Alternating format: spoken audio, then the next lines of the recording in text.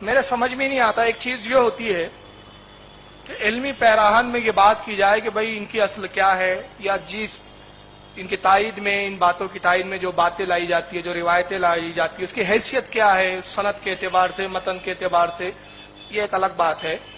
یہ سارا کام ان لوگوں کا ہے جو علم کا شوق و ذوق رکھتے ہیں. اب میں تو بار بار کہتا ہوں نا کہ غیر مقلد ایک جاہل فرقے کا نام ہے، علم ہوتا نہیں ہے. تو یہ نہ سند پہ بات کرتے ہیں، نہ حدیث کی کس صحت پہ بات کرتے ہیں، نہ روایتوں پہ بات کرتے ہیں. میں تو بار بار کہتا ہوں نا کہ غیر مقلد ایک جاہل فرقے کا نام ہے، علم ہوتا نہیں ہے. تو یہ نہ سند پہ بات کرتے ہیں، نہ حدیث کی کس صحت پہ بات کرتے ہیں، نہ روایتوں پہ بات کرتے ہیں. یہ شیطانیت کا درجہ ہے، یہ غلاظتیں ہیں، یہ کفر ہے. بس منہ میں آیا گندگی بکے جا رہے ہیں. اور یہ مجھے سب سے زیادہ تعجب یہ ہوتا ہے کہ یہ بے شرم اپنے آپ کو اہل حدیث بولتے ہیں، خبیث. اور یہ مجھے سب سے زیادہ تعجب یہ ہوتا ہے کہ یہ بے شرم اپنے آپ کو اہل حدیث بولتے ہیں، خبیث. یہ اہل حدیث نہیں، اہل خبیث ہے کمبخت. حدیث پڑھتے اڑتے کچھ نہیں ہے. میرا تو دعویٰ ہے کہ یہ حدیث ہی نہیں پڑھتے. یہ اپنے ملاؤں کی چند کتابیں پڑھ لیتے ہیں اور یہ نکل پڑتے ہیں. نبی کریم صلی اللہ علیہ وسلم کے حدیث کی وہ اہمیت اور وہ خصوصیت ہے، جو خصوصیت اور جو اہمیت کسی اور کی حدیث، کسی اور کی بات یا کسی اور کے قول فعل تقریر کے اندر نہیں ملتی.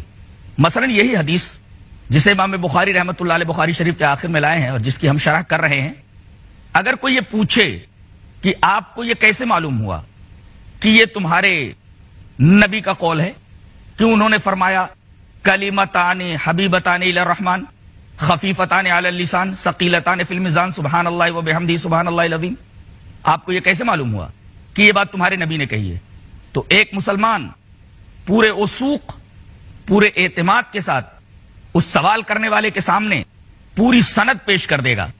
مثلا مجھے سے کوئی یہ کہے کہ آپ نے جو یہ حدیث بیان کی ہے، آپ کے پاس کیا ثبوت ہے کہ یہ آپ کے نبی کی بات ہے، تو میں اس کو اس طریقے سے جواب دوں گا کہ یہ حدیث بخاری شریف کی ہے اور میں نے بخاری شریف پڑھی ہے اپنے استاذ مولانا سعید احمد پالنپوری سے.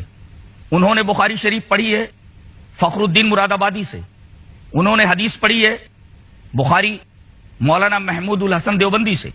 انہوں نے بخاری پڑھی ہے مولانا محمد قاسم نانوتوی اور مولانا رشید احمد گنگوئی سے. اور ان دونوں نے بخاری شریف پڑھی ہے شیخ عبد الغنی مجددی سے. اور شیخ عبد الغنی مجددی نے بخاری شریف پڑھی ہے شاہ اسحاق دہلوی سے.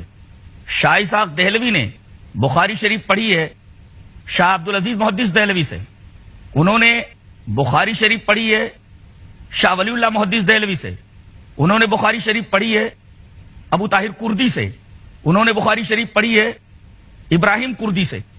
ابراہیم کردی نے بخاری شریف پڑھی ہے شیخ احمد قشاشی سے. انہوں نے بخاری شریف پڑھی ہے شیخ احمد شناوی سے. انہوں نے بخاری شریف پڑھی ہے محمد رملی سے. انہوں نے بخاری شریف پڑھی ہے زکریہ انصاری سے.